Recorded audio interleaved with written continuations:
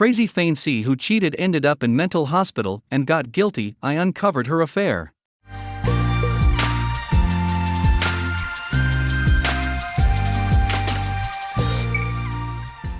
Me and my girlfriend have been dating since August 2020, but we've known each other since around July 2019. When we first met, we were friends with benefits, but really emphasis on friends first. We were close, but I don't think I was the best person to her. I made a lot of mean jokes and belittled her way too much. It was the way I treated my guy friends, but to her it was way too mean. I changed completely, like a light switch flipped when she sat me down and told me I needed to be nicer to her, or I'd lose her. From that moment forward, I got it, and I was. She's been severely depressed most of her life. She hates everyone she knows, not an exaggeration, literally everyone, except me. I've been her only friend since the first time we met, and we've gotten along great. The conversations we have are unlike ones I've ever had with anyone else, and with time I've learned how she's kind, caring, sweet, the funniest person I've ever met, so smart and genuine. I know it's not healthy to only have one friend or to be that only person that someone relies on. I get it. But frankly, we were both happy, whether it was healthy or not. Around April 2020, I moved to Canada. We still weren't official, but it was hard for both of us. We talked every day, and after a fight of some kind, I think it was about her ducking other people, we weren't dating, but I wasn't doing that, and it made me feel bad because I had been trying so hard to treat her kindly. After she informed me of how she felt before, we decided to start officially and exclusively dating in August 2020. Things actually went really well. We called every day, both did school and lived our lives, but we were happy with each other. I felt very capable of doing long distance. I became more and more reliant on her as time went on. She's been my best friend and closest friend for so long, I didn't really need anyone else. I had other friends and acquaintances and people to talk to, but at the end of the day she was the only one that mattered. She comforted me, made me laugh, made me happy, and made my life better every day. When the border closed and she realized we wouldn't be able to see each other for Christmas like we'd been planning, she got really down, and I tried to comfort her. She started believing the border would never open, or, secretly to herself, she thought we wouldn't last until it did.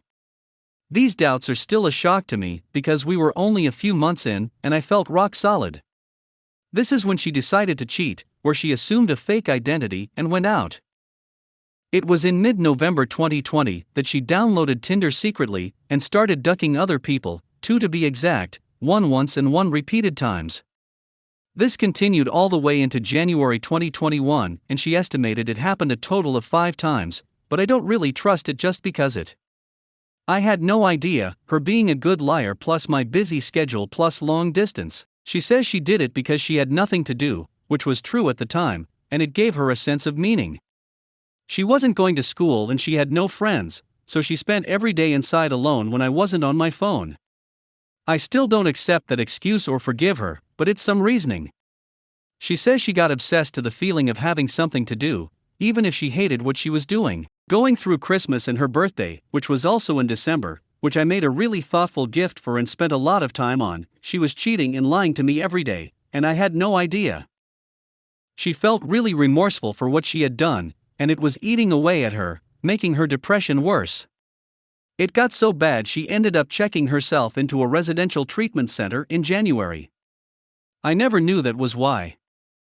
She got out a month later, feeling guilty and horrible and no better, but still hiding it from me. She stopped responding to her side chick's texts, the guy who she'd go back to every once in a while, but she kept him on Snapchat. Not responding and leaving him on read, but not unadding or blocking. I still had no idea about any of this. Time keeps going by, I still think everything is great, and I'm super happy with our relationship. She seems super happy too, as dependent on me as I am on her. I felt like the way we got each other was perfect. I know we're young, but we were planning on getting married once we were both through college and financially stable. One night at the beach when she was wasted with her girlfriend, who we'd talked about maybe having a 3 guys with, she kissed her girlfriend. She lied about it for about a week when I asked her directly because she had acted weird, but she eventually confessed. I was angry, but I let it go considering she was drunk, and it was the only instance of cheating I knew about.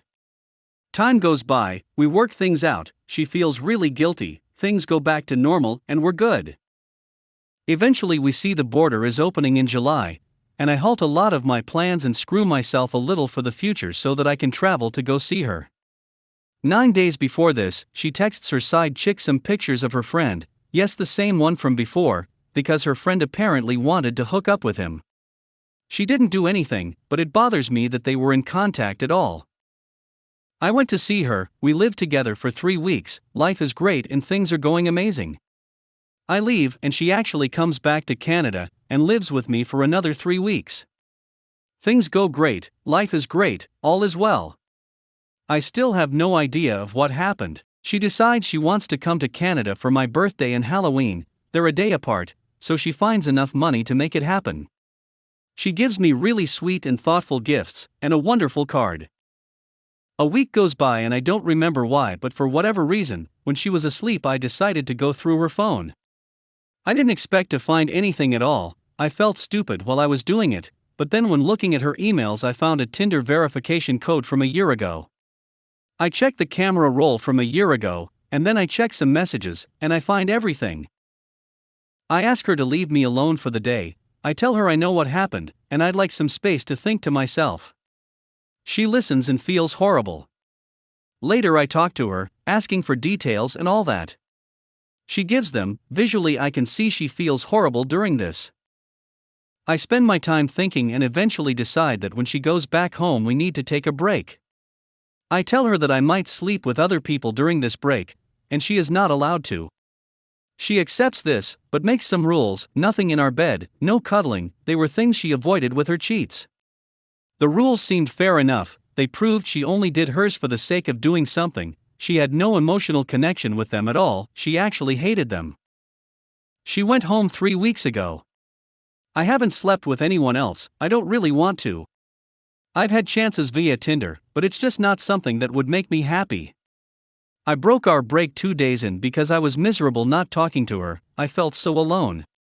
She comforted me and answered any questions I wanted and carried conversations to make me feel better. She let me be mad and yell at her, and we'd only call when I wanted to. I've entered a pretty severe depression since she's been gone and I've been alone, struggling to eat, sleep, or find motivation for anything. That's everything that's happened. Oh, one last thing, the dirty talk that we used together, which was her idea, was the same dirty talk she used with them. IDK, just one last tidbit that made me feel extra worthless and used. These are my thoughts. It's my decision if I want the relationship to continue.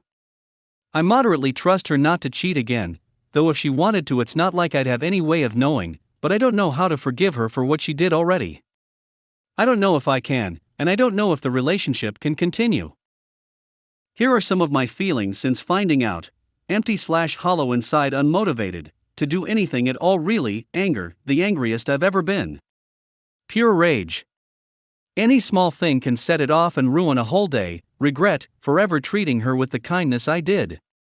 She did a horrible thing, and got away with it for so long, and I was treated like a queen while she was getting away with it. Conflict, I don't think she's replaceable in any way. I don't want to be with anyone else, but I don't know if I can ever be with her again. Emasculated, the guy she's ducking gets to feel like king and put in no effort while I was working so hard to get cheated on. I'm a ducking loser. I am pathetic. Lack of trust, I had no idea before, how would I ever know to pick up on it again? She's too good a liar, manipulated into thinking I could trust her.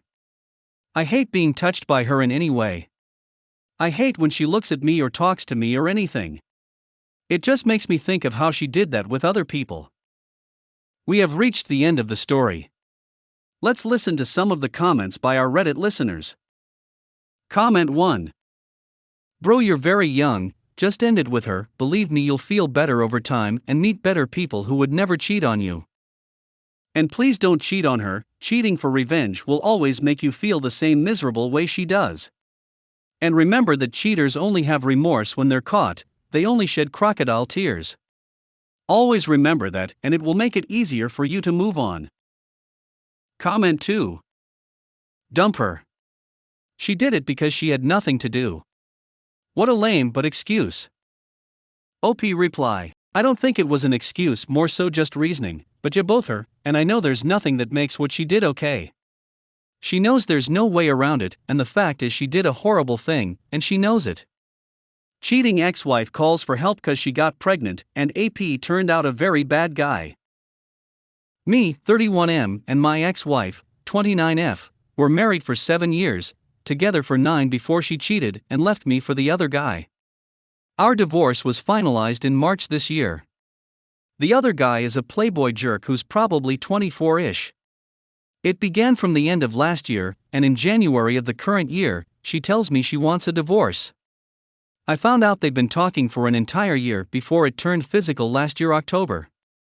Divorce was smoothish as we didn't had any kids, she got the car, I kept my house and finances. After this, I was out of her life, she was out of mine. We never contacted each other except for 1 or 2 times, that too was when we saw each other when public. Her family is very conservative, and they basically cut her off after she cheated and divorced. She moved in with the other guy. During this time, I found out she also lost a lot of friends as the other guy tried to hit on them or insulted them. Her ex-sets of friends tried to get me involved in their fights, immature AF, but I included this part because these set of friends were the one to stand behind her after she had an affair, telling me she found herself, and I should probably let her go. I don't harbor any resentment towards her or the other guy. I didn't get involved with anyone during this period, because I was focused on my job and earning back my money which I lost on divorce. Here's where I need help. 2 days back, I get a call from one of my ex-wife's friends who told me my ex-wife wanted my number. I changed it after divorce. She didn't say much when I asked her why, and told me she needed to talk. I thought it was important as, mind you, we never had any contacts, so suddenly her wanting to talk to me created a sense of seriousness for which I tell her to give my number. Yesterday my ex-wife called, she sounded very creepy for real, she didn't have the voice she used to but it was broken, you could sense something was wrong. So I asked her what's up and she broke down crying. Went on from telling how great things were to how things are now. So the other guy is a manipulative and alcoholic POS who cheated on her multiple times in their 7 months relationship, put her in charge of finances which meant she got a job and she's pregnant. Now he doesn't want to be the father. So he's telling her she cheated, and he's misusing her, she has no place to go, and he wants in termination if she wants to be together. I asked her why she called me instead of the police. She told me she has nowhere else to go, none of her friends are willing to help her out, and that POS has friends in the department so she's scared if things go around.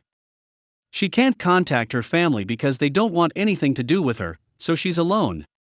Listening to her made me sad, it really did. I told her I can sympathize but can't do anything else because I don't want to be the third party. I told her whatever relationship we had with each other is over, and she's on her own now. Why should I stand up for her when she's no one to me? Besides, they're a couple now. They're dating and she's the one earning, she has the upper hand. I gave her advices to save funds and run away silently if she doesn't want in termination. It was a 17 minutes call and she basically wanted to talk more, but I told her I was busy and cut her off. She did mention she was sorry to treat me and leave me. I honestly don't care about that.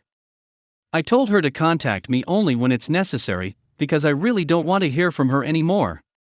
Yesterday night I gave it a deep thought and felt I should do something because no one deserves this kind of misuse. But I don't want to get in between because getting in between will blow up my own peace. I'm looking for advice if I can do anything to help her out. I called her family and they told me they want nothing to do with her because she is already dead to them. We have reached the end of the story. Let's listen to some of the comments by our Reddit listeners. Comment: This is tough because I understand that you are a decent person and want to help, but there is literally no way this doesn't blow up in your face in a major way. Maybe you can call the friend who reached out for your number and ask them why they aren't helping out. You have already called her family. Kind of feel that's the extent of what you can do. OP reply: Please try to understand that we have been together for 9 years. It wasn't easy to let her go, and I honestly do not harbor any feelings, neither resentment or love, in my heart. But I'm worried about her. She felt nothing like she was before, her voice could tell, I'm worried if she tries to end her life. I'm caught in between trying to help her or not, and I do not wish to make a decision which might harm anyone. Comment 2.